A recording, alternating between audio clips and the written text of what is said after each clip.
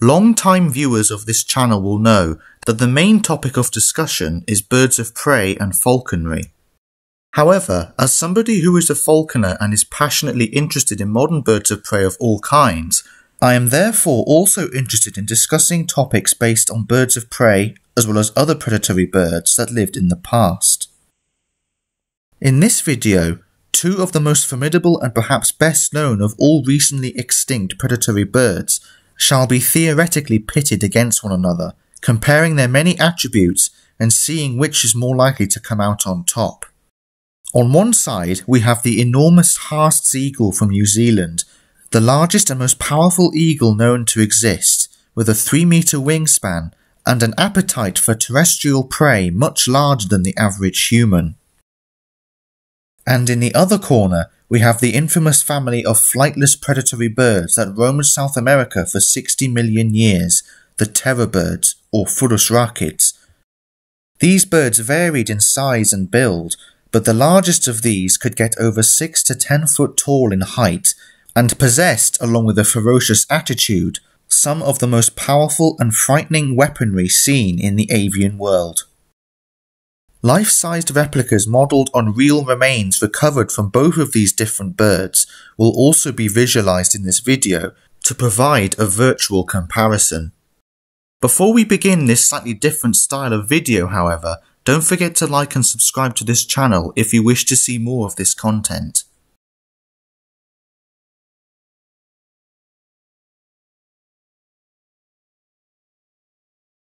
First up, we have the gigantic Haast's eagle. This is almost certainly the largest species of eagle that has ever lived, and also one of the largest flying predatory birds that has ever lived. This immense raptor could stand at over a meter in height and weigh a whopping 15 to 18 kilograms. The largest individuals could also have a wingspan reaching over 3 meters across, similar to the size of the wingspan of the largest bird of prey alive today, the Andean condor, but with a much heavier and more powerful body. Just like modern eagles, and indeed most modern birds of prey, female Haast's eagles were considerably larger and more powerful than the males, a feature known as reverse sexual dimorphism.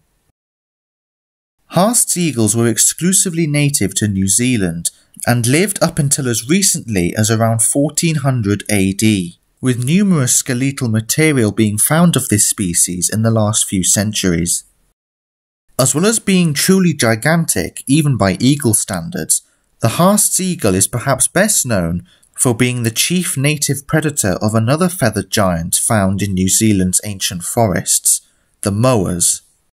These were a family of birds belonging to the same group as modern-day ostriches, cassowaries and kiwis, known as ratites scientifically. They varied considerably in size, with some species being not much taller than a modern turkey, but the two largest species are said to be the tallest birds that have ever lived. The largest of these is said to be the South Island giant moa, and the largest individuals of this species could stand at over 3.5 meters tall if they crane their neck and head upwards, and weighed around 200 kilos or around 400 pounds in total body weight, making these birds around twice the size of the average man. The sheer size of these birds, combined with their exceptionally long and powerful hind legs, would have made them a formidable opponent to any predator, even a larger one like the Haast's eagle. It would take more than just sheer size alone to tackle one of these birds as prey. And yet, it is known through paleontological evidence that this giant eagle frequently predated all kinds of moas, even the largest species, fairly regularly. And it did so while employing some of the most formidable weapons ever seen in the animal kingdom. As well as possessing immense physical strength that surpasses that of all modern eagle species, Haast's eagle had some of the most gigantic feet and talons of any raptor. These were the eagle's primary weapons in life, as is the case with modern eagles and hawks, having 3 toes pointing forward and 1 pointing backwards, with one of the front toes and the hind toes possessing an especially large and powerful talon. The basic structure and functionality of these feet is virtually identical to that of smaller modern raptors, but the sheer size of Haast's eagle's feet is truly astounding, especially compared to the size of a human hand. This raptor could quite easily engulf a human head with its enormous talons. Its talons were similar in size to those of the modern harpy eagle, which has the longest talons of any living species, which themselves are comparable in size to the claws of a grizzly bear. But as you can see in this image for a size comparison, the foot span and musculature of the Haast's eagle clearly dwarfs that of the harpy. As well as having gigantic and razor-sharp talons for piercing through prey, eagles also have tremendous gripping power in their feet, with which to seize and hold their prey in place, as well as backing those giant talons in piercing and crushing their victims. Estimates on the talon gripping power of various larger eagle species alive today does vary, but they range from around 440 to a whopping 1,000 pounds per square inch in the case of the harpy eagle in some cases, a force that rivals or even exceeds the biting power of various mammalian carnivores. With these kind of figures in mind, when we then picture the Haast's eagle, which had feet nearly twice the size of many larger species alive today, one shudders to imagine how much more powerful its grip must have been in life. There is in fact physical evidence that bears witness to this eagle's immense power, as seen on some of the skeletal material left behind by the moa, the birds that they hunted in the distant past. Skeletons of various moa individuals have been found, including those of the largest of all the species, with severe injuries inflicted upon them, namely huge and multiple puncture wounds and gashes in the pelvic bones of the skeleton itself, which, coincidentally, exactly matched the grasp of Haast's eagle's immense talons. At this point, it's clear that once this giant raptor got hold of its prey, even if that was a gigantic moa, there was little to no escape, but this huge eagle had other physical attributes that made its attack so devastating. The wingspan of this immense eagle at full stretch would have reached nearly 3 meters across in the largest specimens. However, for a bird of its immense physical build and body mass, its wingspan was actually slightly shorter than expected for a bird of its stature. Haast's eagle is believed to have hunted predominantly in mountainous forested habitats where many of the moas lived, so having a slightly shorter wingspan combined with its relatively long tail in relation to its body size would have made this eagle deceptively fast and manoeuvrable in the forested areas in which it lived. As well as being able to chase down its prey, Haast's eagle may have also utilised ambush tactics, possibly taking moa by surprise by diving upon them through cover, possibly utilising similar kinds of attack strategies to modern species of forest eagles. The Haast's eagle may have been able to reach a speed of up to 80 km per hour or more when diving upon its prey, and once it made contact with its target, in this case a giant moa, the sheer weight and physical strength of this bird combined with its speed is what would enable this eagle to overhaul its victim. Getting struck from above by this bird would have generated a tremendous amount of force, said to be equivalent to that of a concrete block being dropped from an 8-story building, an impact that may be violent enough to bowl the moa off its feet, or quite easily break bones or inflict other severe damage. However, as seen from the injuries inflicted on moa pelvises, these eagles were especially tactical as well as possessing brute strength. The arrangement of injuries examined on moa remains indicates that these eagles were often targeting the dorsal side of a moa's back, especially around the pelvic area, clearly illustrating how they struck their prey directly from above and were not usually intending to bowl the animal over, which, when attacking a prey item 20 times your weight, could have its hazards. Instead, the eagle attacked these vulnerable areas and intended to inflict as much damage as possible with its talons as well as its immense physical strength. If the moa's back or pelvic bones weren't broken by the initial strike, the eagle would latch on with its feet and drive its talons through several centimeters of feather, flesh and bone, possibly even going into vital organs and penetrating air sacs, causing the moa to suffer from tremendous internal bleeding. A Haast's eagle was probably even strong enough to latch onto a moa's back with one foot, while clamping its remaining foot on its victim's vulnerable neck, driving its talons through arteries and air sacs, inflicting a fatal wound, which would easily take down even the largest moa. Once its giant prey had been subdued, a Haast seagull could feed on the carcass for days without having to worry about competition for the carcass, as there was no source of competition to worry about in the form of other carnivorous birds or larger mammals. Haast seagull had an especially large and elongated skull and beak, which in many ways seemed to resemble that more of a vulture than a true eagle. This razor-sharp hooked beak was as long as a butcher's cleaver, though like modern eagles and hawks, the beak of the Haast's eagle was mostly used as a feeding tool to tear apart and consume its prey, and not so much to assist in dispatching it in the case of birds such as falcons.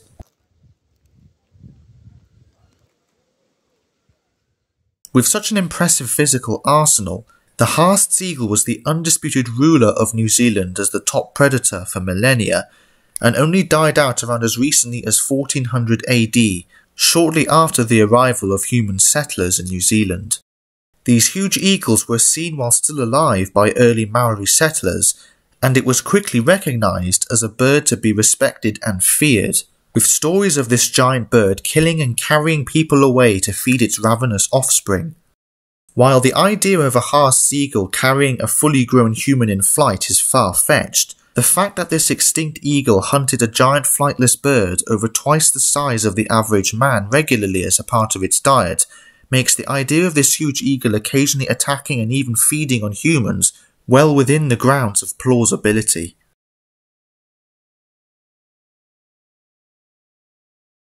And now, in the other corner, we have the Furusracids, a family of flightless carnivorous birds better known as terror birds.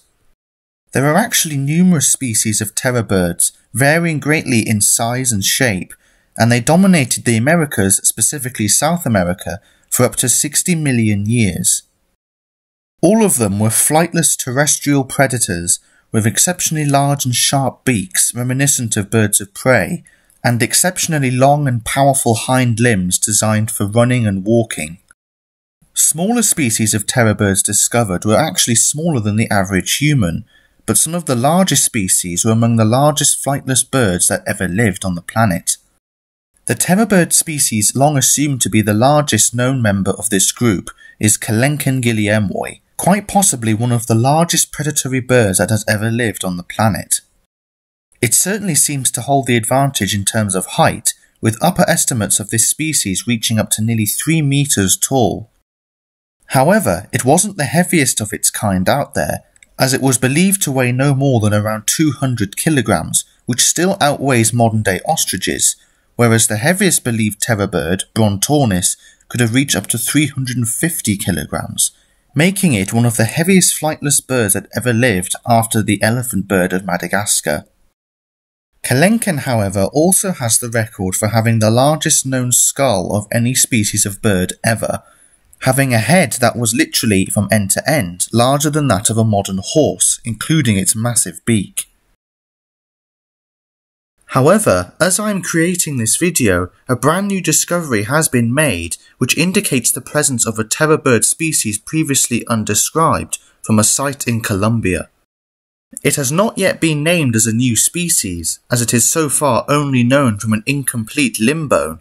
but it is estimated on these fragmentary remains that this bird may be 10% larger than Kelenken itself.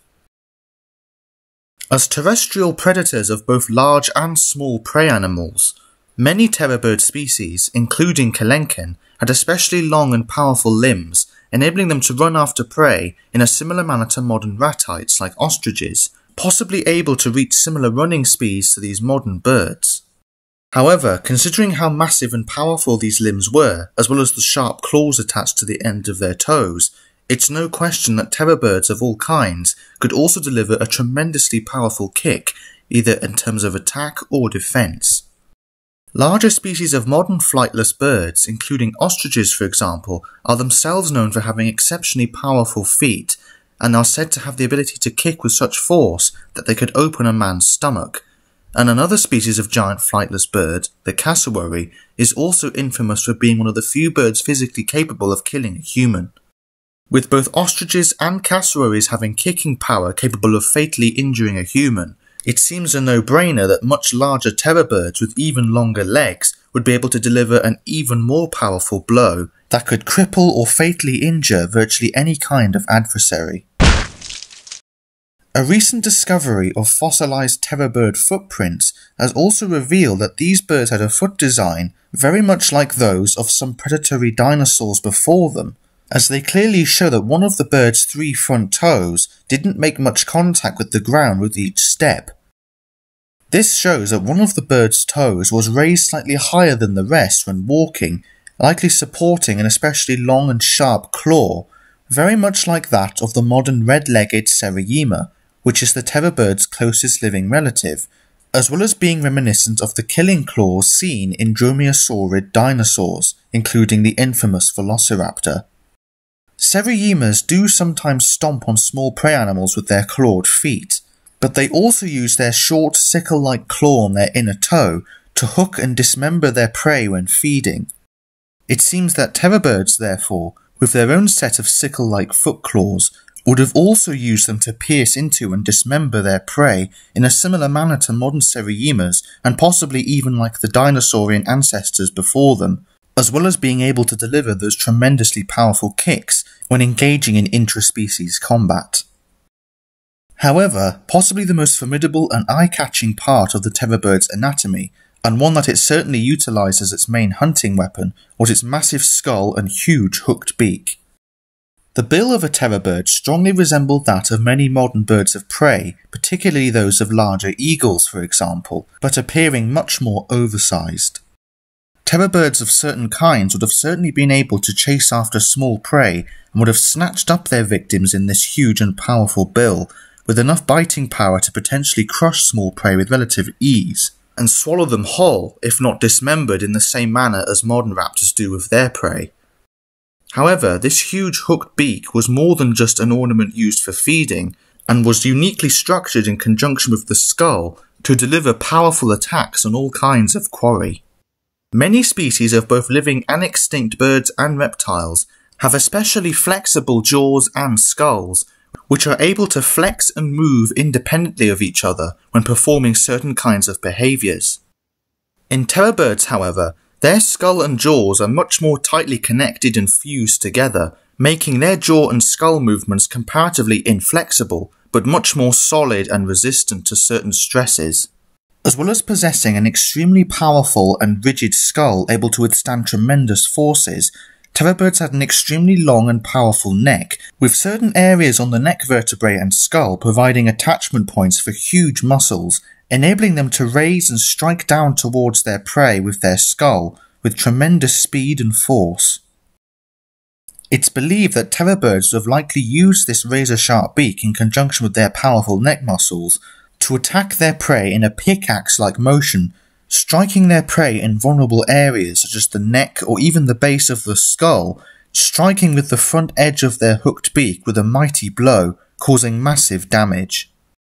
Larger species of terrorbirds could likely incapacitate or even kill large animals with frightening speed and efficiency. This method of attack is somewhat reminiscent of the terrorbird's closest living relative, the Sereyema, who, despite having a much smaller beak in relation to its skull size, will itself seize prey in its beak and then repeatedly slam it into the ground or a large stone with the intent of dispatching it as quickly as possible. With their even longer and more muscular neck and much larger bill and skull, it's certainly not improbable that terrorbirds may themselves have employed this tactic or something similar every now and then when tackling prey big and small, but either way, they were able to dispatch their prey in a brutally effective manner. While the social habits of terrorbirds are not fully understood, it seems fairly certain that they would have engaged in intraspecies combat every now and again with each other, and unlike the Haast's seagull, which had New Zealand pretty much all to itself until humans arrived, terrorbirds did have sources of competition during their reign in the Americas. Terrorbirds did cross paths at certain points with various mammalian predators of comparable size, particularly early wolves and saber-toothed cats. However, contrary to popular belief, there is little to no evidence that these mammalian predators ultimately led to the outcompetition and ultimate demise of these great birds in areas like North America, even if they did compete for resources and at times engage in battle. The largest kinds of terror birds, including the aforementioned Kelenken as well as species like Titanus, would have certainly been more than a match for some of these mammalian predators in a one-on-one conflict than certain sources would like to depict. Yes, life on our planet, I'm looking at you with your inaccuracies. Either way, the exact causes of the terror bird family's extinction over time is not fully understood, but the most formidable of their kind would definitely rank as among the most powerful and ferocious birds in history.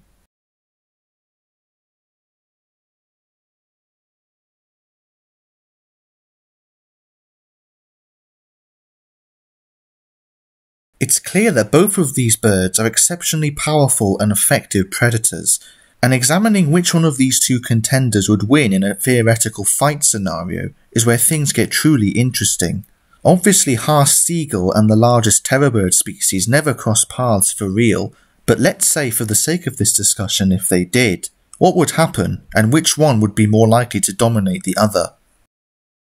Let's say we put an especially large female Haast seagull alongside an individual Kelenken, the tallest of the terror bird species recognised so far. The Haast seagull's wingspan certainly is gigantic, but the terror bird clearly has the advantage in terms of overall size, being much taller and much heavier, around 20 times as much in the case of the Kelenken. However, this size difference doesn't seem to be a major problem for the eagle, as we know from discussion earlier, Haast seagull frequently predated on giant moa, similar in size to, if not taller, than terror birds like these. The terror bird, however, would be considerably more aggressive and dangerously armed than any moa, with its very muscular build, gigantic beak, and powerful clawed feet that could deliver a crippling blow. The Haast seagull's flying ability would certainly give it a distinct advantage in attacking the terror bird from above, but considering how fleet of foot and agile some terror birds were, this wouldn't make things all too easy. In a situation where a Haast seagull would cross paths with a large terror bird in a theoretical scenario, it seems that the main advantage would go to whichever bird would have the drop on the other. Haast eagles frequently predated on giant moa in their native habitat, so they were clearly physically and psychologically programmed to hunt large two-legged animals on the ground, and so would be very unlikely to be threatened by or intimidated by even a large terror bird if they saw one in their territory. Whether the eagle saw the terror bird as a potential threat or as prey, if it attacked, the winning bird in this scenario would depend on a few factors.